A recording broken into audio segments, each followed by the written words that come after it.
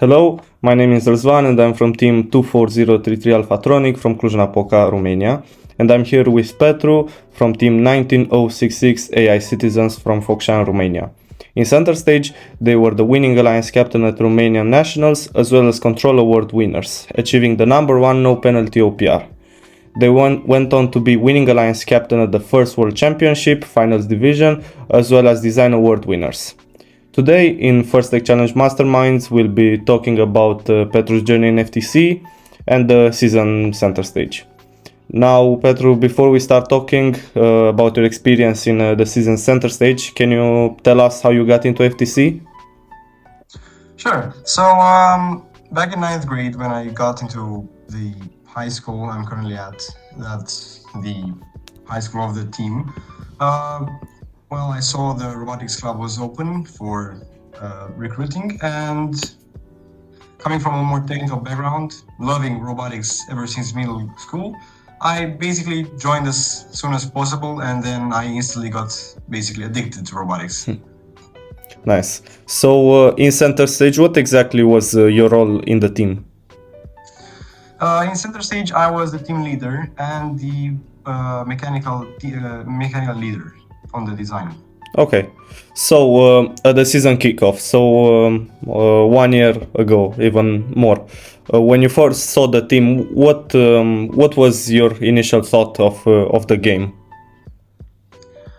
So, considering the fact that the two previous seasons I've played in were Fright Frenzy and Power Play, it was decently complicated. Like, it was a lot more complicated than I thought it would be. Initially, it was just so much information to take in, to understand, synthesize basically. So I was a bit stressed. I didn't know what to think. I was actually at a kickathon with a lot of other teams. We were talking about the game a lot. But with time, things got a bit more clear, I guess. And once you make a strategy, you know basically what you need to do. Mm-hmm. So how did your opinions of the game change throughout the season? Like, I don't know, meta or maybe in terms of defense or stuff like that? Initially, I may have considered the autonomous period to be a little bit more important than it actually turned out to be. As we could see in Power Play, it was a lot more important basically to have a good auto, a reliable maxed auto, because that would basically dictate the result, the ending, unless something happened to one of the bots in the middle of the game. But in center stage, a lot of things could happen. You had a lot of interactions. The distance you had to traverse was large. The trajectories were constantly intersecting each other, being diagonal. Also, the autonomous period wasn't that easy to perfect, I guess. We've seen a lot of autos go from very reliable to high potential, but in the end it was a lot about how reliable your robot is and a lot about your strategy. So yeah, I guess in the beginning I thought auto would be a lot more important like it was in Power Play, but in the end it did turn out that strategy was important, as in Power Play. Yeah, okay. Yeah, I've seen also how important consistency was and how many games, just if you're a teleop god, you couldn't, you just had a big advantage, driver practice and all that kind of stuff. So what was your team's approach to building a robot? For example, we've seen some teams build two robots, one at the start of the season to discover the strategies and the meta, let's call it like this. However, there's also other teams, and I think your team is in that category that stuck to one robot and just perfected it over the season and find out the issues, solve them, doing driver practice. So how was it for you, and if you can provide a timeline? Yeah, sure. So, okay, one thing that I'm gonna get straight here. The idea of Extendo wasn't mainly because of the into the deep tasks, the challenges. We saw teams building Extendos in Power Play and we were like, that's incredibly cool. We want to have something like that too. So we didn't really think about it much. We just knew it was gonna end up on the robot either way. So Center Stage being the first season in which we actually carried the robot that went for comps, and the season in which we had Misumi sliders for the official season robot. That meant we didn't have a lot of experience. We didn't know how to piece the parts together, how to make assemblies reliable. So we invested a lot of time in the design itself, just trying to make sure everything was gonna work in the end, because we didn't know how many robots we could build, and in the end we actually just built one. We didn't know how many problems we were gonna end up having and what it would take to fix. So I think even for the first season in which we carried, we were a bit slow on the design process. It took us about like 2 months just to get the design over. After that, it was the assembly process in which we did find problems, as we didn't have previous experience. We were a bit lucky in the end, we managed to fix them, but then everything turned to reliability. So we just took everything, and every single hour we had, we were either driving or making autos. And this way we found actually a lot of the problems, mainly, not every problem, but that ended up helping us a lot, as you said, in consistency. And it did turn out that consistency was important in Center Stage. For the timeline itself, if you were to look at our league meets, we didn't actually perform that great. We had a lot of reliability problems, and we've found a lot of problems at the league meets themselves, not even at our hub. And so having a lot of going to a lot of official matches, playing against other teams, we had time and the ability to see what problems we had even in competitions, and that was another factor that helped us make the robot more consistent, reliable, and in the end get to where it was. Yeah, that's great. Having 3 other robots on the field really helps with testing the robot. We've also taken from you guys the fact that driver practice is very important. So in the last week, we've just been playing with the robot. We did some auto, but before finalizing it, driver practice, just finding the solutions and all the little stuff that makes the difference. So can you give me 1 or 2 examples of the challenges you mentioned and how you solved them in regarding to the robot and the design choices? Can you repeat the first half of the question? My internet cut out. Okay. So can you give some examples of the challenges you mentioned with the robot design or problems you discovered during the league meets and how you were able to solve them? Okay.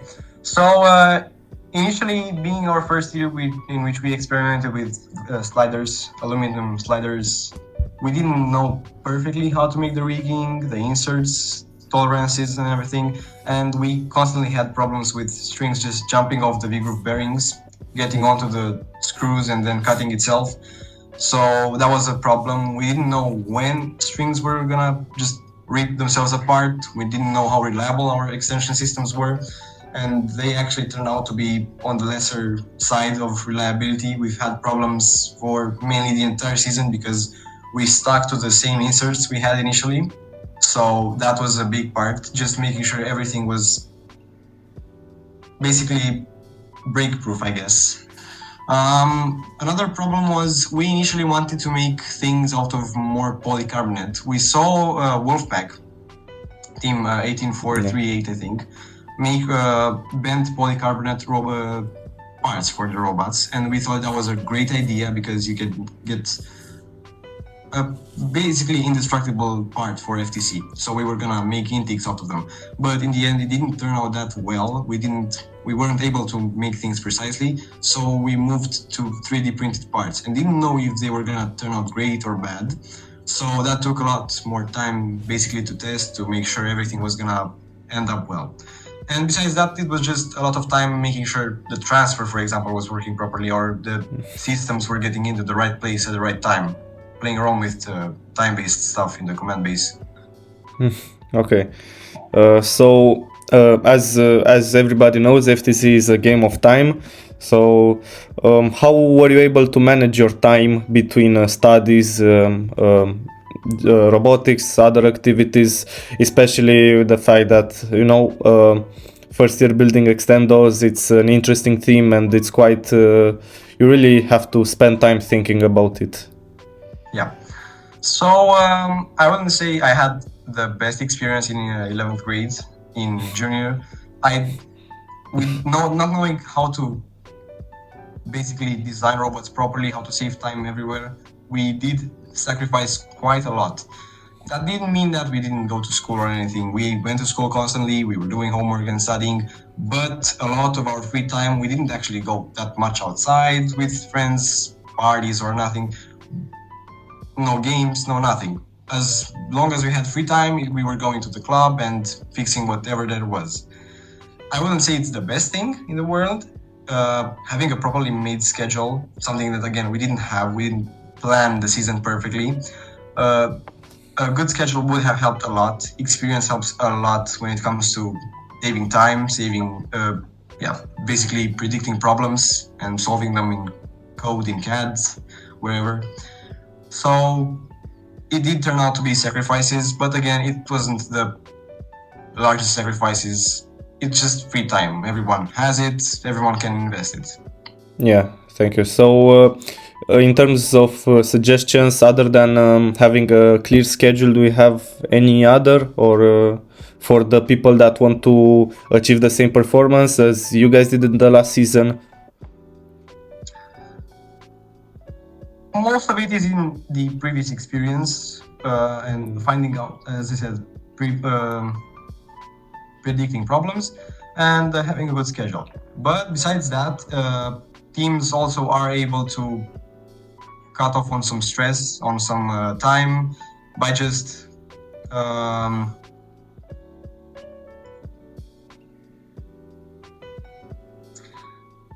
besides the scheduling itself, the partitioning the time, taking a good approach at the season, just not adding a lot of complexity is gonna save you a lot. As we've seen in the past, teams aim both for simplicity and complexity, and in the end, the teams that chose simplicity has a better time making the robot.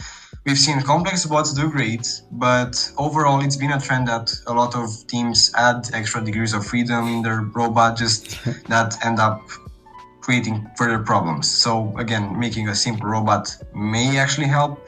There's a principle called KISS, if a lot of people know it. And besides that, I would say burnout is another thing that exists. So don't just work from pure stress, just putting as many hours as possible. You may end up in a position where you don't have that much motivation. So it's best to spend your time wisely again, and that would be basically it. Yeah, thank you. That's great advice. So you've talked about the league meets, with the fact that your every league meet you improve upon things, see what works and what doesn't. So going to the Yash regionals, from your experience there, what advice do you have for teams in terms of judging qualification matches, elimination matches, driving in general? So on the technical side, driver practice is important. We didn't think actually about rebuilding the robot or doing anything between regionals, changing a lot, which did turn out to be a good decision, because having such little time between regionals and states, you could possibly break something that maintain all of your reliability and end up having problems. So basically not changing anything on the robot was a good thing. Most of the time between regionals and states, we spent it on getting our interviews better, a lot more driver practice, and maybe making autos a little bit more reliable. We didn't spend it on changing much things. We did actually change some of our mechanisms on the robot for Worlds, which did actually prove the fact that maybe the things that they changed were very reliable because of big reason. We've had problems at Worlds because of our new claw, which did make transfer a little bit more finicky. We did have to change autos, and because of that, they weren't as reliable as teams could see at Worlds. But in the end, it did turn out to be a good decision. So time again is a lot. When it comes to judging and the notebook, I guess I could say, and outreach, it matters a lot to have an objective perspective of view too. Not just thinking about everything as, oh, it's an award bait, it's perfect for the notebook, for the judges. It matters a lot to have a reason behind it. It matters a lot to, present it well, first of all, but make it a good idea, make it a good choice, present it well enough. It's something impressive to, for example, say you have a 6 degree of freedom arm on your robot, but it's a lot better saying we've done tests, we've tested every single time thing, we've done tests on reliability, on time savings, on weight, problems of the center of gravity, and we've seen that reducing 3 degrees of freedom improved our cycle times by 1 second. We didn't have any more problems. So the objective reasoning is a lot better, having logs proving the fact that the solution you ended up choosing is the better one overall for your team. I've seen a dozen robots that were just making, for example, defees that didn't benefit them that much, and in the end, having conversations with team they did say maybe it wasn't the best idea, but there are teams that benefit from them. So it's from a case-to-case point. Mm-hmm. In the end, it's not about award baiting. It's about just having a reason why you chose something. Mm-hmm. That's great. So we've seen, in terms of driving performance, we've seen a massive improvement from regionals to nationals. I think a 70 difference in OPR. So Yeah. what was the secret? How much time did you dedicate to driver practice?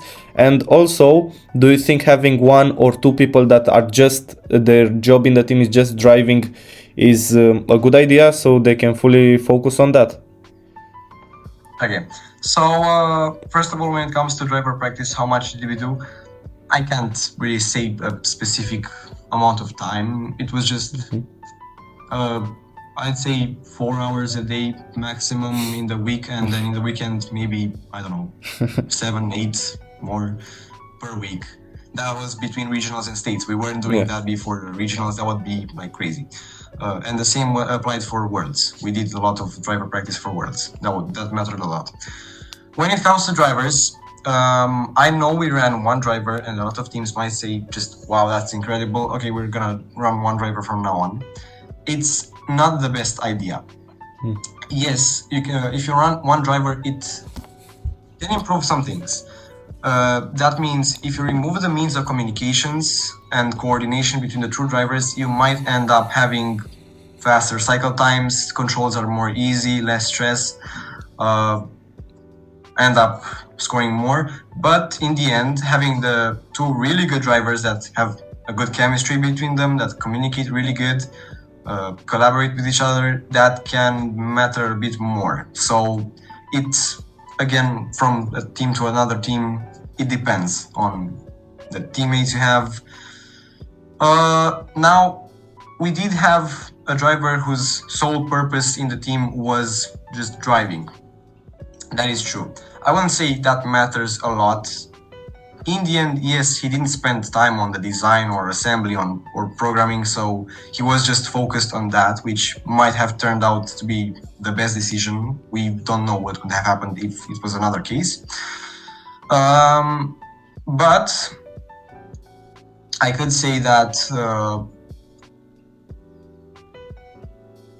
what was their last question? I forgot. The thing about if it's worth having a driver that is only having a person that is only driving and doesn't really have, let's say, is not necessarily on media or working on the robot or something like that. Yeah, I wanted to point out that besides having 1 or 2 drivers, the most important thing in the end is actually the control scheme. So the drivers have to communicate constantly with the programmers, so that they just get whatever they want. You can have 2 drivers working really good, you can have 1 driver working really bad. It matters a lot having your control scheme good. If the driver doesn't like the controls, he's not gonna perform great. So it matters a lot about everything. Specifically in our case, we spent, I'd say, one whole entire week just making sure everything was intuitive. The controls were easy to use, to the point where you could drive the entire robot being an extender with transfer and lift and a wrist and whatever with a single controller, but you could do it and learn the entire robot in a span of like 5 minutes. And after like 2 hours of gameplay, you could actually play in a match in reality and score a lot of points. It wasn't hard to drive at all. It was very easy to learn, and that mattered a lot, to the point where the only possible thing that remained was muscle memory, which is very important. So now going to the nationals. So before I say anything, I have to say on Thursday evening, right before the nationals, when I saw your guys' robot and that extender and that arm, it was really crazy. Coming from the Cluj regional, nobody had extender, so that was I got lightheaded when I saw that.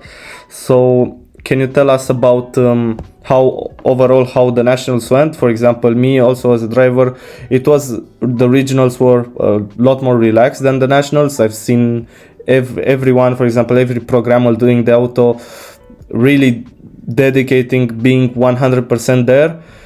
And how was it for you guys? So on the technical side, nationals or states was, as you said, more relaxing. Being that we didn't change anything on the robot ended up helping us because we didn't really have to modify anything in code. At competitions, I don't remember actually changing anything for autos, maybe a few things.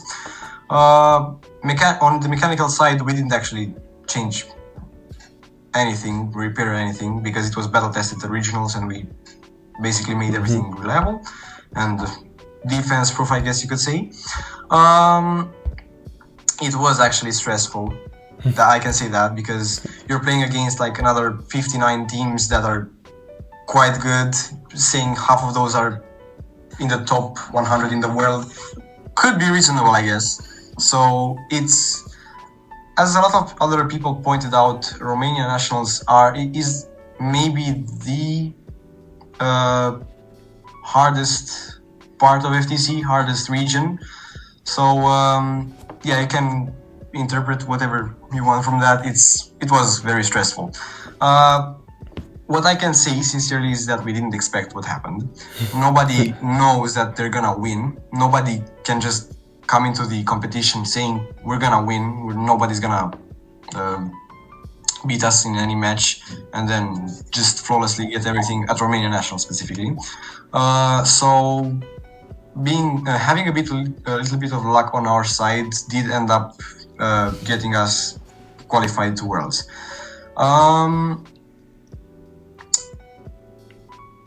Besides that, the overall experience on the non-competition side, as in outreach judging, was a bit stressful too, I could say. You never know what's gonna happen. We did have a few problems with the robot in the interview, but nothing bad happened overall. But that was it. Also, an impressive thing is, as I said, having a very powerful region in the matches. We did actually lose a lot of matches. I mean, a lot. We did lose matches, so there's proof nobody's perfect. Everyone can lose a match. It's not the end of the world. You just have to think about, okay, it's a lost match. The next one, maybe we win. We're not gonna be affected emotionally by the outcome of the last matches. We have to play out our full potential every time. So managing stress is really important at the competition itself. That's a very good thing to know. So about the strategies between the qualification and the elimination matches, did anything change? For example, running lower autos, I mean, to better synchronize with a partner, or in terms of the teleop, did you guys have any strategy? Yeah. So I can't really say a lot because I'm not the driver. I didn't make the strategies, but I can say that when it came to qualifications to the playoffs, yes, we did have to limit our autos a bit. You didn't experience every good team as your alliance in every match. You would end up having some teams that had problems right before the match. For example, a server broke and they're just stuck in auto, and then you have to go next to them, avoid them in auto. So we had to limit, maybe from a 2+4 to 2+2, 2+0. Maybe sometimes choose the other side that we weren't that happy choosing, I guess. And in the playoffs, of course, our strategies were a lot more fixed, constant. We knew that we were gonna run a single auto, and it was gonna run always along our teammates that had the same principle, basically. The strategies were a lot more fixed. They worked a lot better. There was chemistry, because that's basically why you choose a good alliance. And so playoffs is on the stress side when it comes to finding random problems in the match a little bit better. It is stressful that you're playing against good teams, but you know your teammate isn't really gonna just disconnect in the middle of the field or just ram their backdrop and get you 1,000 penalties. You know that things are gonna be a lot better in that sense. So how do you choose a good alliance? What do you look at? For example, for teams that are in the first places, what should they look at in terms of just winning? What traits should the teams picked have? Being that we didn't do much scouting, we didn't have a person just going to every team and figuring out what they did, what autos they had, strategies, and how they played. We basically chose to find the best team that we had chemistry with. We played a few matches and managed to see how we were playing with each other, how many points we were scoring, if we were ever interacting. And after a few tests with WhatsApp and TechnoZ, we figured that it was just perfect. We were playing fluidly enough that we didn't interact with each other. Our autos were actually synced before even figuring out that we were gonna get into playoffs with them. So on that side, there wasn't much stress. And in the end, just figuring out that we were playing great with each other ended up being the reason we chose them. I see. So in between the nationals and worlds, you mentioned you guys were doing quite a lot of driver practice. What other things did you do? For example, changing some things of the robot or working on some media or non-technical stuff. Can you give some examples? So for Romanian teams, first of all, the big thing that's gonna happen is understanding what the situation with fundraising actually is. I can't just say how much we spent on Worlds, but for Romanians and for other teams in Europe, they do know that it's quite expensive. Besides that, so the fundraising team has to be quite hard at work between states and Worlds.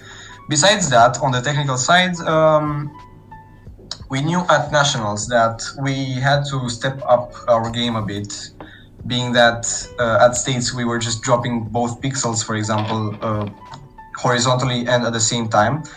And we knew that teams at Worlds were gonna just have single drop claws and wrists attached so they can do mosaics better. They had more reliable drones, even though Worlds turned out to be quite finicky with drones because there were air conditioners. So we just made sure we added the degrees of freedom that were basically required to get into high-level play. And besides that, again, more reliability tests, more ESD proofing, driver practice, and just, I guess that was it. I see. So going to Worlds, how is the competition at Houston in all of the areas like judging or playing, queuing, practicing, whatever, different than the competitions here like Romanian nationals? The first thing I'm gonna say is that we didn't even know exactly what every stage was gonna be like. We didn't know if things were different, where we had to go. The area itself was very large, so we were a bit unorganized in that sense. Things are a lot more different. You have a lot more teams. The space is more interestingly organized. Everything is just large. Besides that, there was a difference in the judging, but I wouldn't say it was something noticeable. I can't really say what the judges looked for. The interactions with the volunteers there were different. We interacted with them a lot more. But besides that, the matches just played as they did at other competitions. The levels in the qualifications were lower. I can say that we were just you could end up with a team that again just wouldn't start, and they actually never started. They just qualified from a very weak region or something. So you had to be prepared for everything. You had to have a good strategy. And in the qualifications, I could say the level between Romanian nationals and the World qualifications was actually quite comparable. It wasn't extremely different. So it wasn't just a difference from the sun to the moon or whatever. It wasn't that large. It was quite comprehensible. So, being the winning alliance captain in Romanian nationals and one of the 4 teams that qualified from 60 from Romanian nationals, did you feel any pressure to perform well, or that maybe some others would think that they would have done a better job if they were qualified or stuff like that? It's something that you can't really control. I wouldn't say I felt a lot of pressure, as most of my motivation actually comes from just doing robotics as a hobby, I could say. There was pressure though, because you were representing Romania basically, the 4 teams, so you had to show that you were good, and we knew that in the past Romanian teams did perform, so we couldn't just go and just sleep there. So we had to improve things. We had to show that we were a powerful region. We had to show why we are there. When it comes to opinions from other teams, it's a sensible subject. You can't really say a lot. Teams will always have very different perspectives. I can't really comment on that, but we knew that we did have the support of our teams in the country behind us. So everyone was supporting everyone and helping each other everywhere where we could. So that turned out to be a really good thing. I see. That's great. So we'll have a few more questions about your personal experience in FIRST and FTC. So during center stage season, but also your previous experience, what skills did the FIRST, FTC and other FIRST programs help you develop as a person? Okay, so basically FIRST is nowadays most of my life. I could say that. Coming into FIRST, I didn't know that much robotics, I didn't know that much engineering, I didn't know exactly what it took to make a robot, how to program one, how to build one. I didn't know CAD design existed at that point. I thought people were still doing it with pens and paper. So it was a lot to take, to understand, to learn. And nowadays I can say most of the things I do, I build, repair, are basically from previous experiences in robotics, in FTC and in FIRST. So it did change my life entirely, and I wouldn't say I would be here today if it wasn't for FIRST. It was a life-changing experience, as they want it to be. That's very nice to hear. So being the team leader, as you said, how did you find leading all the departments and assigning tasks while you also had your job as the mechanical lead? So, as I said, in center stage, it wasn't that organized. We didn't perfectly just make tasks, pinpoint them, just put them on a schedule. We were a bit stressed about things when let's say we had to make some merge, we had to organize an event. We didn't know exactly how to schedule everything, how to prepare for it. So it had its ups and downs. We had to learn a lot, and being the team leader, I had to understand everything that was happening, help everywhere possible, and just understand the performance, what were doing right, what we were doing wrong, taking the opinions of other people, seeing and evolving basically. Although I wasn't really focused on just coordinating the whole team, most of my time I did still spend it on the robot itself. So that was the core of it. I see. Now going into the deep, the new season. What is your opinion on the game, first of all, and the changes added to the competition manual, like with the numbers or with the extension limits? Yeah. So I'm not that much into the competition anymore. I can't really say a lot about it, but Into the Deep it looks like quite a fun season. It looks like as you did in Fright Frenzy, you have two types of robots again. You have specimen robots and bucket robots. You have to iterate quite a lot. You have to extend those basically. But now knowing that there is an extension limit, you have to be more specific with those. The extension limit itself I've seen it quite as a controversial topic. I myself am neither a fan nor a hater. We did have robots that would just extend like the entire field in center stage, so that wasn't the best thing to see. But besides that, it does affect the gameplay a bit, because maybe if you had a little bit more reach, it would have changed things. So teams again have to make a good design in the end. It's not just about buying a load of SAR 240s and just placing them on the robot.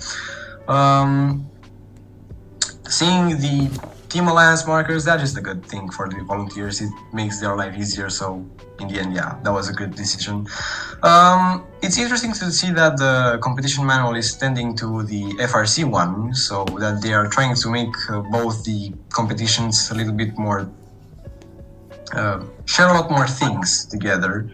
They're changing to a new control system that has accessibility for both, same manuals. They can share volunteers at this point, so it's a better thing for the challenge itself, for the competition, for the volunteers in the end. That's basically it. I see. So now, what role do you have in AI Citizens, being also in 12th grade, and what plans does the team have for this season? I myself am still the team leader. I mostly just tell them what not to do, what is a wrong decision. For example, as we had a lot of problems with stringing, we've told them what went wrong so that they don't repeat the mistakes. As well on design, on the organizational part, outreach, fundraising, making sure that everything was more efficiently done in the end. And the team is, of course, still planning to do great things. They are planning to make good robots, spend their time in a fun and efficient way at the club, and learn a lot, because that's basically the point of the entire competition, is to learn, to make friends, connections. That's very nice to hear. So, as a final question, what advice, technical or non-technical, do you have for the ones at home watching who are competing in First Tech Challenge teams and want to go to the same route as you guys did, winning the World Championship?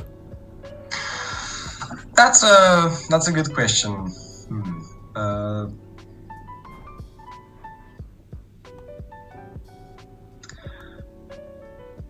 I would say setting such high targets, just thinking that your point is only to win the World Championship, is not the right approach.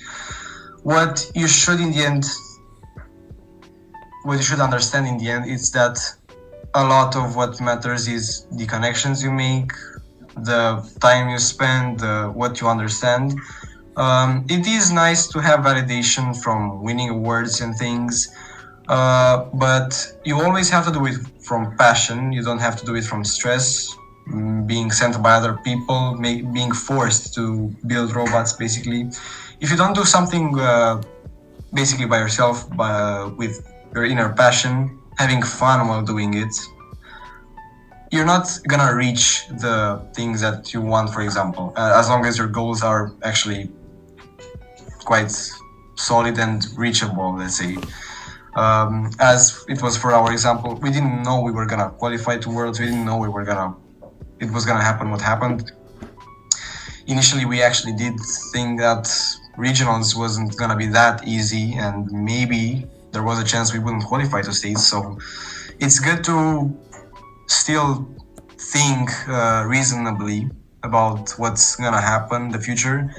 But yeah, as long as you don't just aim for something impossible and you're doing things from passion, that's what matters most. And in the end, what you're being left with is connections. You understand a lot of things. You can apply the things you learned into FTC, and you can change the world, as a lot of FTC students, FRC students, FLL middle graders have learned and actually ended up doing. That's really great advice. So, Petru, it's been great having you here in First Exchange Masterminds. I think all of the people watching can learn something from this session. So, thank you for coming here and sharing your experiences with us. No problem.